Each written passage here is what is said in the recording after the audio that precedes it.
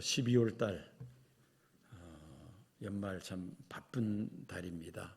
그러면서도 또 12월 달 하면 머릿속에 떠오르는 것이 사랑의 열매를 위시해서 어려운 이웃을 돕는 또 그런 달로 우리가 알고 있습니다. 그래서 오늘은 구제에 관련해서 말씀을 전하고자 합니다.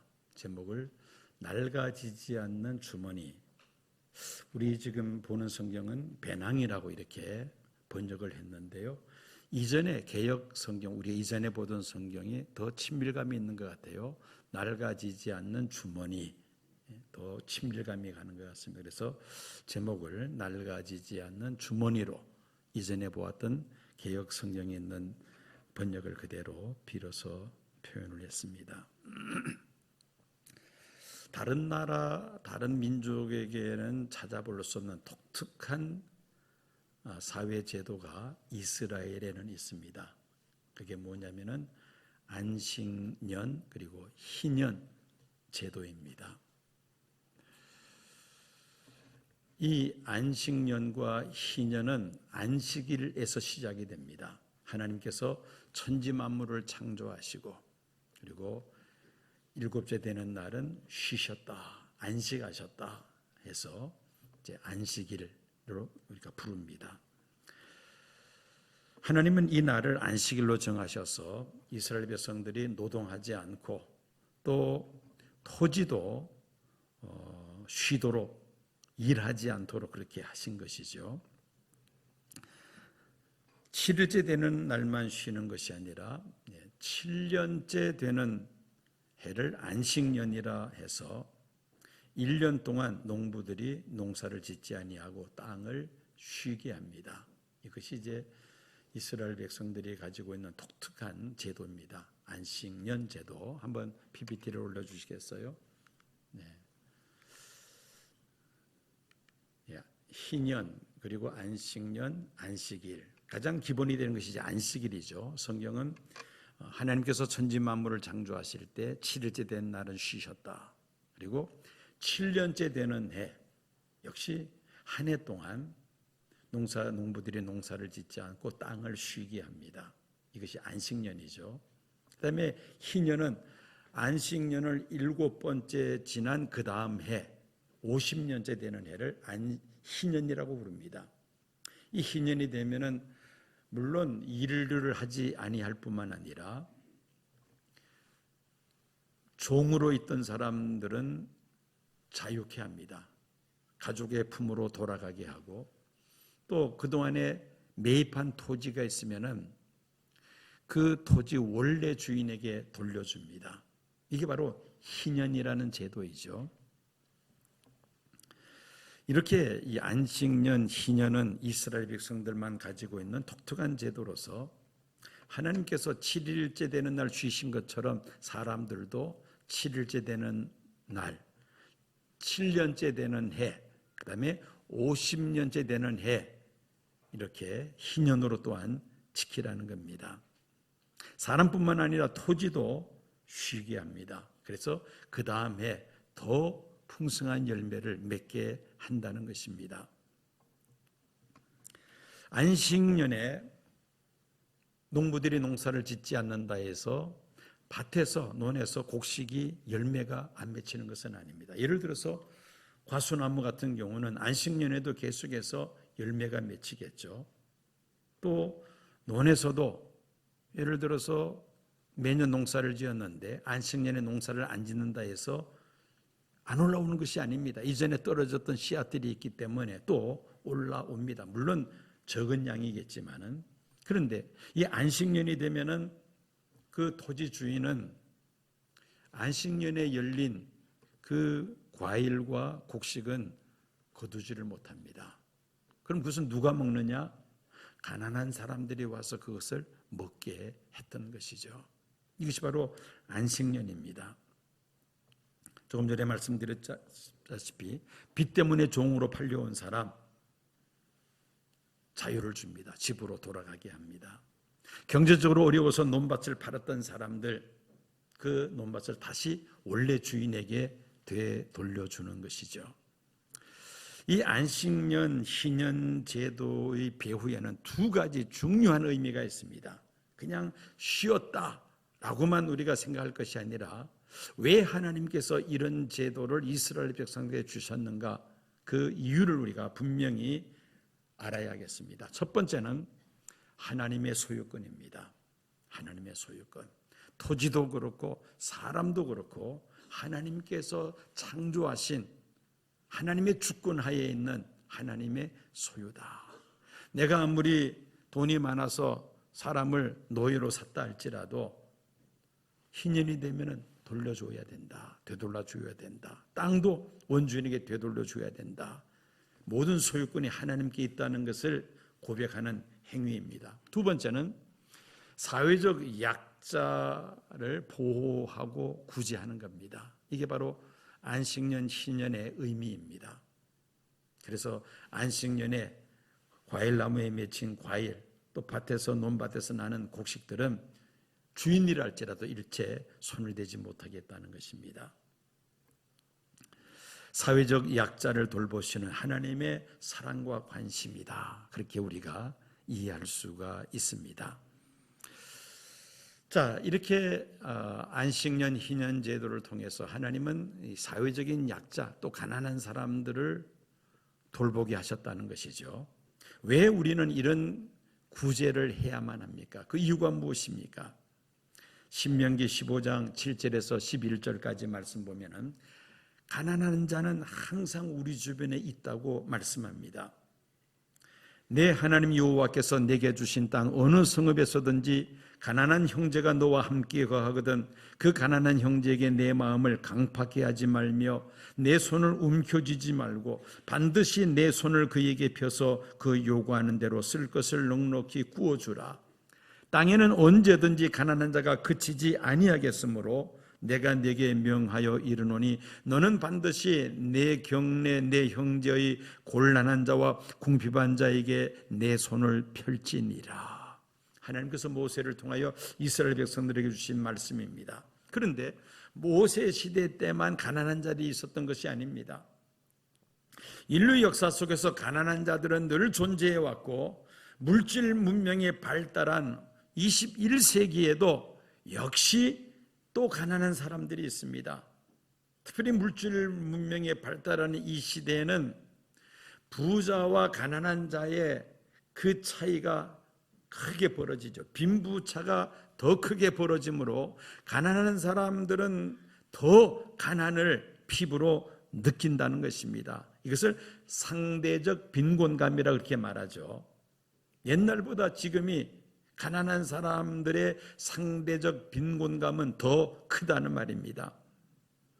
사람들이 사는 곳에는 부자가 있음과 동시에 가난한 사람들이 반드시 존재하기에 성도들은 이 가난한 사람들을 돌보는 구제 활동에 대해서 관심을 가져야 함을 말씀하고 있습니다. 두 번째로 이 구제는 어떤 의미가 있느냐? 상부상조의 의미가 있습니다. 전도서 11장 1절 2절입니다. 내 식물을 물 위에 던지라. 여러 날 후에 도로 찾으리라. 7에게나 8에게 나눠줄지어다. 무슨 재앙이 땅에 임하는지 내가 알지 못함이니라. 내 식물을 물 위에 던지라. 흐르는 강물에 음식물을 던지라. 이 음식을 던지면 고기들의 밥이 되거나 아니면 물속에서 다 이렇게 없어져 분해돼서 없어질 것입니다.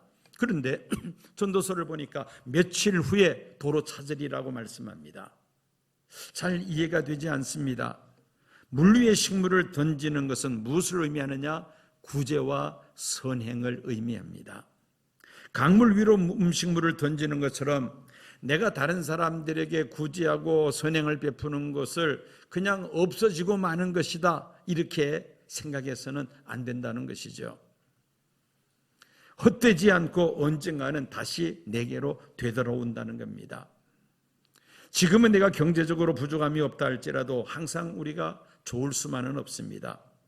오르막이 있으면 내리막이 있듯이 경우에 따라서는 나도 경제적으로 어려울 때가 있을 수가 있습니다.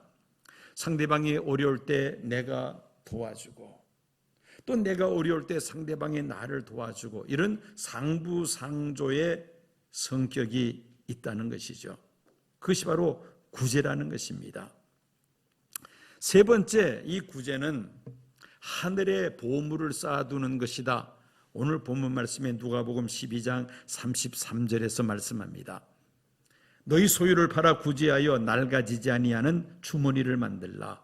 곧 하늘에 둔 바 다함이 없는 보물이니 거기는 도적도 가까이 하는 일이 없고 좀도 먹는 일이 없느니라.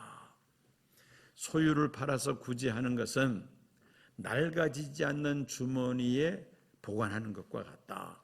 자, 그러면은 낡아지는 주머니가 있다면 상대적으로 낡아지지 않는 주머니가 있다면 상대적으로 낡아지고 헤어지는 주머니도 있다는 말이죠.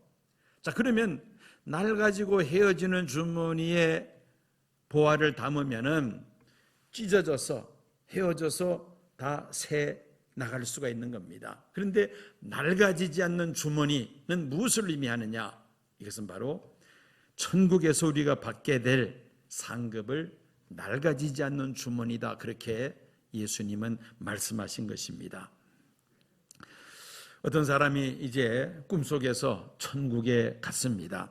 천국에 갔더니만 베드로가 나와서 환영 인사를 하면서 그 사람이 살 집으로 안내를 해줍니다. 천국 황금길을 베드로를 따라서 가는데 길 좌우편에 의리의리하고 화려한 집들이 있었습니다. 그 길을 따라서 계속해서 걸어갑니다. 이 사람은 아주 기대에 부풀어서 내 집도 저렇게 의리의리하고 화려한 집일 거야. 그런 기대감을 가지고 베드로를 따라갑니다. 한창 따라갔습니다. 그런데 허름한 집 앞에 세우고는 베드로가 이 집이 당신 집이요. 이렇게 말하는 겁니다. 그만 실망이 되고 말았습니다. 화가 치밀어 올라왔습니다. 아니, 우리가 지나온 집들은 저렇게 웅장하고 화려한 집들인데 왜 내 집은 이 모양이요? 베드로에게 따집니다. 그랬더니만은 베드로가 대답하기를 우리도 다 좋은 집들을 장만하기를 원하는데 저 사람들은 세상에 살면서 하늘나라의 건축 자재들을 계속해서 보내서 저렇게 잘 지을 수가 있는데 당신은 전혀 자재를 보내지 않아서 이렇게 초라한 집을 지을 수밖에 없어서 라고 대답을 하더라는 겁니다. 그 소리에 그만 놀라서 잠에서 깨어납니다. 내가 세상에 살면서 이렇게 하늘나라 창고에 아무것도 쌓아두지 않고 살았구나 후회하며 한탄했다는 것입니다. 여러분, 소유를 팔아 주님의 이름으로 구제하며 하나님의 선한 일을 위하여 봉사하는 것은 낡아지지 않는 주머니에 저축하는 것과 같다. 예수님께서 말씀하셨습니다. 반대로 소유하고 있는 그 재산들을 나 자신만을 위해서 사용하며 살아간다면 그것은 낡아지는 주머니에 보관하는 것과 같죠. 언젠가는 다 빠져나가고 맙니다. 제 아무리 내 이름으로 등기된 부동산이라 할지라도 영원히 내 명의로 남아있을 수는 없습니다. 때가 되면은 다른 사람의 명의로 넘어가게 되죠. 부동산뿐만 아니라 세상 모든 것이 다 마찬가지입니다. 영원한 내 것은 아무것도 없습니다. 우리가 그렇게 소중히 생각하는 우리의 육체마저도 세상을 떠날 때는 두고 가야만 합니다. 가지고 갈 수가 없다는 말이죠. 문제는 나의 소유를 나의 의지로 팔아서 하나님의 선한 일을 위하여 구제를 위하여 사용한다면 그 사람은 낡아지지 않는 주머니 하늘 창고에 부활을 쌓아두며 살아가는 사람이요, 그렇지 않다면 낡아지는 주머니에 보관하는 것과 같이 언젠가는 다 사라져버리고 만다는 것입니다. 여러분, 구제한다는 것, 또 하나님의 선한 일을 위하여 봉사한다는 것은 곧 하늘 창고에 보화를 쌓아두는 것이다. 그런 그 의식을 우리가 가지고 우리가 이 구제에 선행에 더욱더 힘써야 할 줄로 믿습니다. 그리고 네 번째로는 이 구제는 해도 되고 안 해도 되는 선택이 아닙니다. 성도들이 해야만 하는 하나님의 명령입니다. 이것이 바로 신구약 성경의 공통적인 그러한 내용입니다. 하나님께서 모세를 통하여 말씀하셨습니다. 신명기 15장 11절 다시 읽습니다.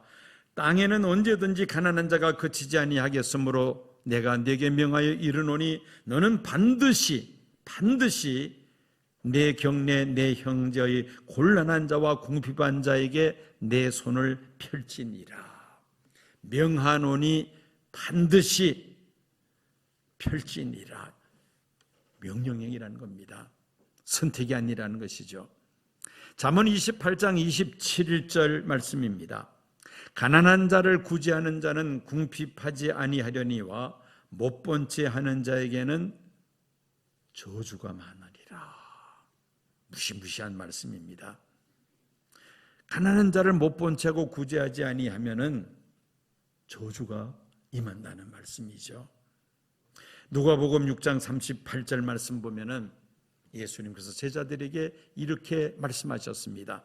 주라, 그리하면 너에게 줄 것이니 곧 후이되어 누르고 흔들어 넘치도록 하여 너희에게 안겨주리라. 너희의 헤아리는 그 헤아림으로 너희도 헤아림을 도로 받을 것이니라.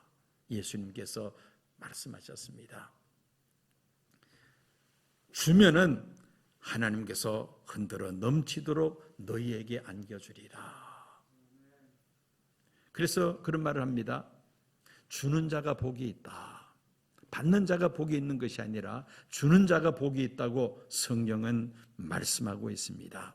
자, 이렇게 우리가 이 구제의 의미에 대해서 여러 가지로 살펴보았습니다마는 이건 우리의 선택사항이 아니라는 것입니다. 하나님의 명령 반드시 행해야 하는 것이라는 말씀이죠. 그러면 구체적으로 어떻게 우리가 구제를 할 것인가? 이게 이제 매우 중요한 과제입니다. 첫 번째로 누가복음 12장 33절 말씀 보니까 내 소유를 팔으라고 말씀합니다. 내 소유를 팔아. 이 말씀을 우리가 오해해서는 안 됩니다.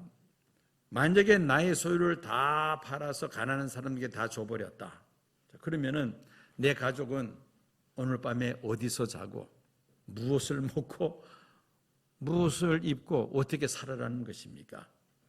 그래서 내 소유를 팔아 이 말씀을 문자 그대로 그럼 다 팔아야 되겠구나 이렇게 우리가 이해해서는 안 되겠다는 것입니다.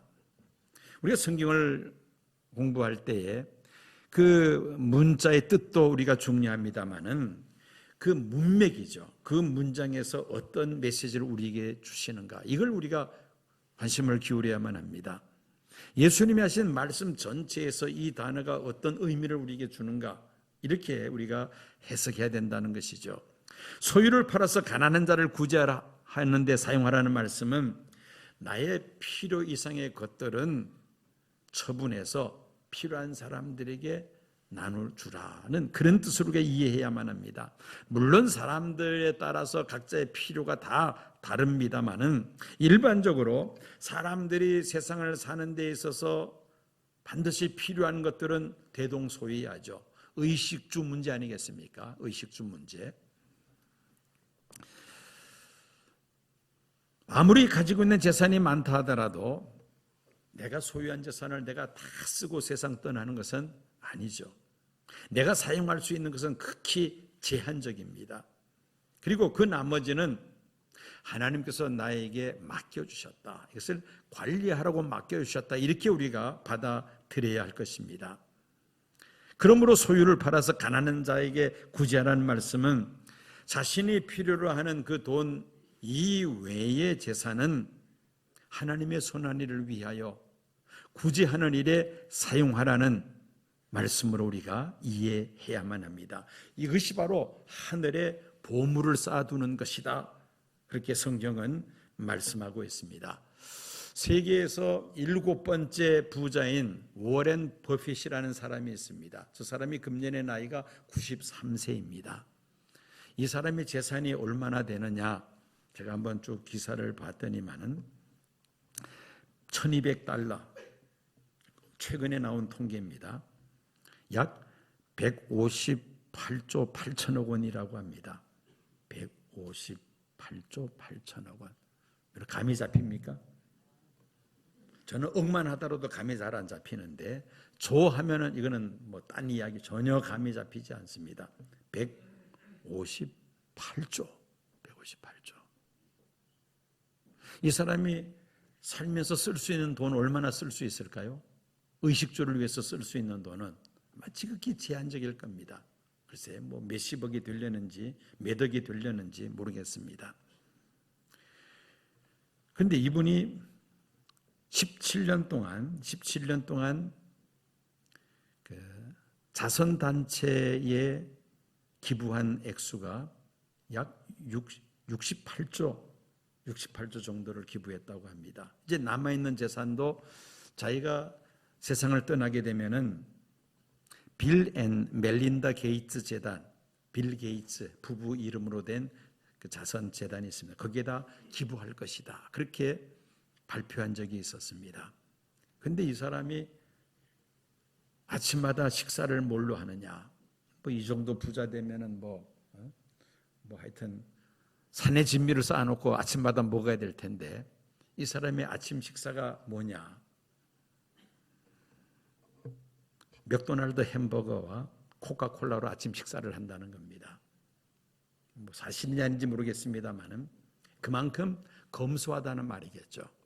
자기 자신의 삶에 있어서는 매우 검소한 삶을 살아간다. 그리고 그 모았던 모든 재산은 다 기부한다는 겁니다. 신앙이 좀 있으면 시온교회에다 헌금 좀 하라 할 텐데 신앙이 있는지 없는지 모르겠습니다만은 좌우지간 어마어마한 재산을 가지고 있는데 다 내 것이 아니라는 말이죠. 최소한 이런 정신은 가지고 살아야 되겠다는 거 아닙니까? 팔 수 있다는 것은 재산이 아직 내 소유로 되어 있고 내 손에 쥐어져 있음을 의미합니다. 내 손에 쥐어져 있을 때에 선행을 하고 구제를 하면은 이거는 낡아지지 않는 주머니에 보물을 쌓아두는 것이지만은 계속 내 손에 쥐고만 있으려고 한다. 또는 내 자식들에게만 내가 유산으로 물려줄 것이다. 이렇게만 생각한다면은 아무것도 아니라는 겁니다. 그건 낡아지고 헤어지는 주머니에 보화를 쌓아두는 것 같다는 것이죠. 오히려 자식을 망칠 수도 있습니다. 사회적으로 크게 부끄럼당할 수도 있다는 것이죠. 더 두려운 것은 하나님 앞에 섰을 때에 하나님께서 물으신다는 겁니다. 내가 너에게 맡겨준 그 재물을 너는 무엇을 위해서 사용했느냐? 물으신다는 겁니다. 하나님께서 결산하실 때에 나 자신만을 위해서 또 자녀들에게 유산으로 물려주기 위해서만 그렇게 생각한다면은 아마 주님 앞에 설 때 부끄럼 당할 수밖에 없을 것입니다. 주님께서 맡겨주신 그 재물을 가지고 제가 하나님의 영광을 위하여 이런 일에 저런 일에 또 구제하는 일에 이렇게 내가 사용했습니다. 할 수 있다면은 얼마나 주님께로부터 칭찬을 받을 수가 있겠습니까? 자, 우리가 구제 방법 첫 번째, 소유를 팔아. 두 번째는 은밀하게 해야 합니다. 예수님 당시에 종교 지도자들이 구제를 한다 하면서 많은 사람들에게 과시하면서 보라는 듯이 그렇게 하는 사람들이 있었습니다. 그래서 예수님은 제자들에게 이렇게 말씀하십니다. 사람에게 보이려고 그들 앞에서 너희 의를 행치 않도록 주의하라. 그렇지 아니하면 하늘에 계신 너희 아버지께 상을 얻지 못하리라. 그러므로 구제할 때 외식하는 자가 사람에게 영광을 얻으려고 회당과 거리에서 하는 것 같이 너희 앞에 나팔을 불지 말라. 진실로 너희에게 이르노니 저희는 자기 상을 이미 받았느니라. 그리고는 마태복음 6장 3절 4절에 예수님은 이렇게 말씀하십니다. 오른손이 하는 것을 왼손이 모르게 하여 내 구제함이 은밀하게 하라. 은밀한 중에 보시는 너희 아버지가 갚으시리라. 은밀하게 오는 손이 하는 것을 왼손이 모르게 은밀하게 이런 선한 일을 하라는 말입니다. 은밀한 중에 보시는 너희 아버지가 갚으시라. 사람은 모른다 할지라도 하나님은 아신다는 것이죠. 그리고 세 번째로 우리가 구제할 때에 사랑으로 할 것을 또한 성경은 권면하고 있습니다. 고린도전서 13장 3절입니다. 내가 내게 있는 모든 것으로 구제하고 또 내 몸을 불사르게 내어줄지라도 사랑이 없으면 내게 아무 유익이 없느니라. 내가 어떤 마음 자세를 가지고 구제를 할 것인가, 이건 매우 중요하다는 것이죠. 나보다 못한 사람을 내가 도와준다, 이런 마음, 우월감이나 자기 만족감 아니라는 겁니다. 내가 과거에 행한 범죄 행위를 보상하는 차원에서 죄책감을 선행을 통해서 뭔가 좀 해결하려는 그런 마음을 가지고 해서도 안 될 것입니다. 체면 때문에 의무로 하는 것도 바람직하지 않죠. 사도 바울은 이 구제의 동기도 사랑에서 출발해야 된다고 말씀합니다. 먼저 하나님께서 나에게 베푸신 사랑을 생각하는 겁니다. 나같이 부자고 허물 많은 죄인에게 이렇게 하나님께서 많은 은혜를 베풀어 주셨는데 우리의 이웃들에게 내가 주님의 사랑을 함께 나누겠다, 사랑이 동기가 되어야 되겠다는 것입니다. 그리고 마지막으로 예수님께 한다는 마음으로 구제를 해야 한다고 예수님 말씀하셨습니다. 마태복음 25장 40절입니다. 여기 내 형제 중에 지극히 작은 자 하나에게 한 것이 곧 내게 한 것이니라. 여기 내 형제 중 지극히 작은 자 하나에게 한 것이 곧 내게 한 것이니라. 사람에게 하는 것이 아니라 내가 주님께 한다는 그런 마음을 가지고 한다면은 더 진지하게 주님의 사랑에 감사하는 마음으로 예수님의 이름으로 우리가 할 수 있다는 것입니다. 결과적으로는 그 사람을 대접한 것이 아니라 예수님을 대접한 것과 같다는 것이죠. 여러분들이 그림 하나 보여드립니다. 이 그림은 4세기 로마의 투어의 주교였던 성 마틴 그 성화입니다. 이 마틴이라는 사람이 어릴 때에 군에 입대합니다. 아버지가 퇴역한 로마 군대 군인이었습니다. 그래서 아들을 일찍이 로마 군대에 입대를 시킵니다. 18살쯤 되었을 때에 말을 타고 가다가 길거리에 아주 초라하고 또 불쌍한 거린을 만납니다. 이 거린이 도와달라고 뭘 좀 달라고 그러는데 줄 것이 없었다는 겁니다. 그래서 차고 있는 칼을 삐어서 자기 망토를 갖다가 절반을 비워서 그 거린에게 줍니다. 그날 밤에 이 마틴이 꿈속에서 낮에 보았던 그 거린을 만나는데 그 거린이 내가 예수라고 그렇게 말씀하시는 겁니다. 그러면서 거린에게 주었던 그 망토를 예수님이 입고 계시더라는 겁니다. 예수님의 말씀, 지극히 작은 자에게 한 것이 곧 나에게 한 것이라는 그 말씀을 떠올리면서 오늘 내가 낮에 거린에게 내 망토 절반을 베어서 준 것이 바로 예수님께 한 것이구나. 그 마음에 감동이 옵니다. 부지 중에 예수님을 대접했다는 그 꿈속에서 예수님 말씀을 듣고 그가 감동합니다. 잠에서 깨어나 그가 사제가 될 것으로 그렇게 결심을 합니다. 그 당시에는 종교개혁 이전이니까요. 주후 4세기 같으면은 종교개혁 이런 기독교 교회가 없었을 때였습니다. 사제가 됩니다. 그리고 복음을 위하여 헌신하죠. 수도원 운동을 합니다. 그리고 프랑스의 뚜어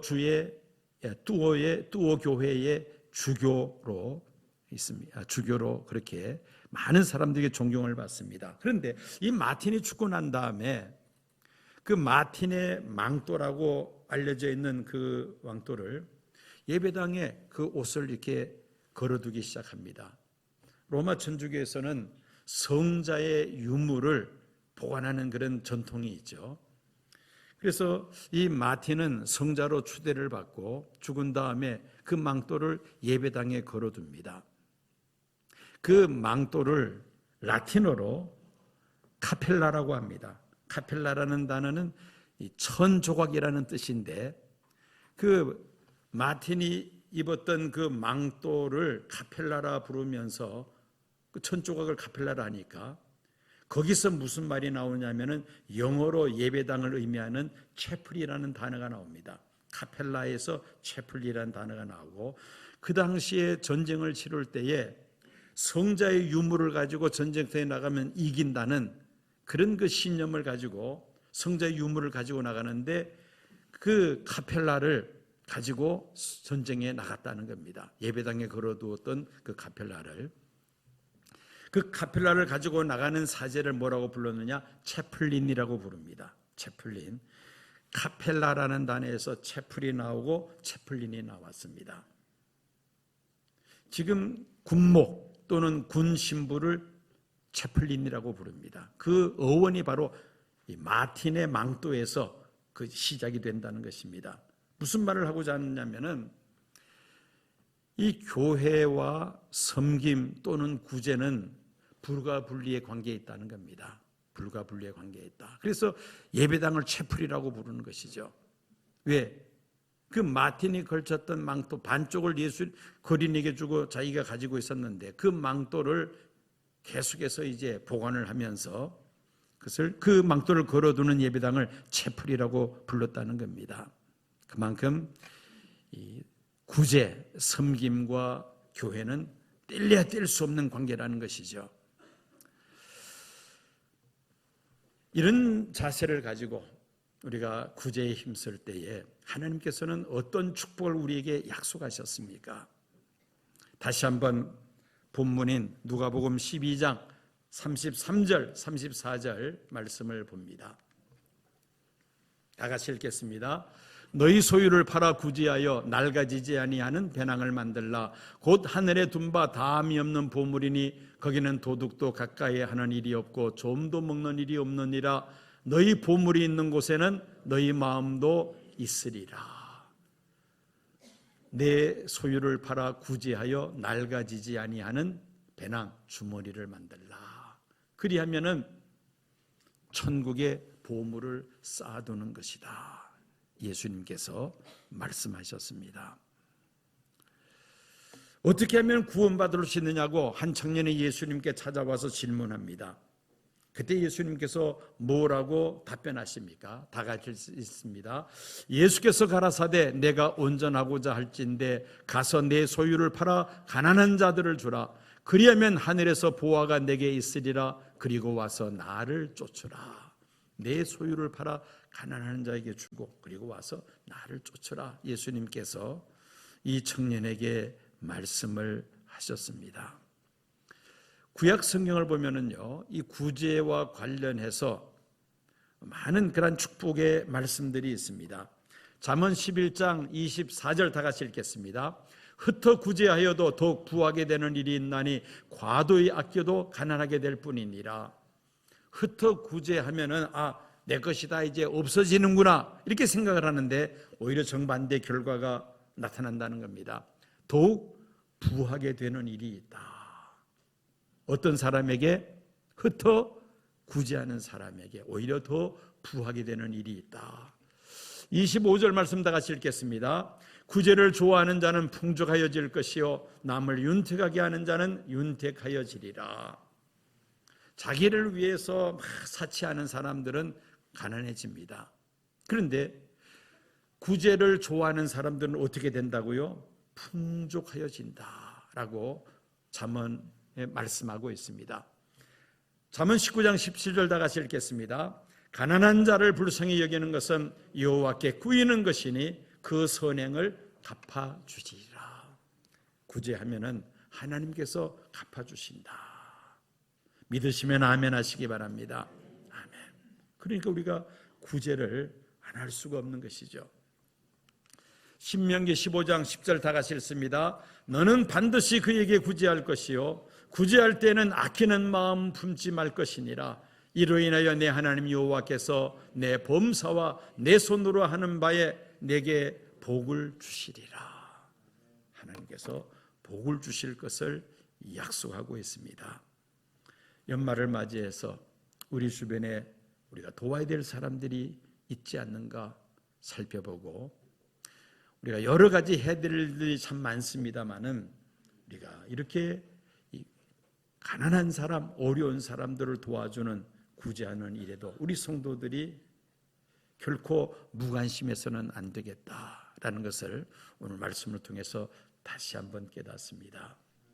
낡아지지 않는 주머니에 아름다운 보화를 참으로 보관하는 지혜로운 믿음의 사람들이 되시기를 축원합니다.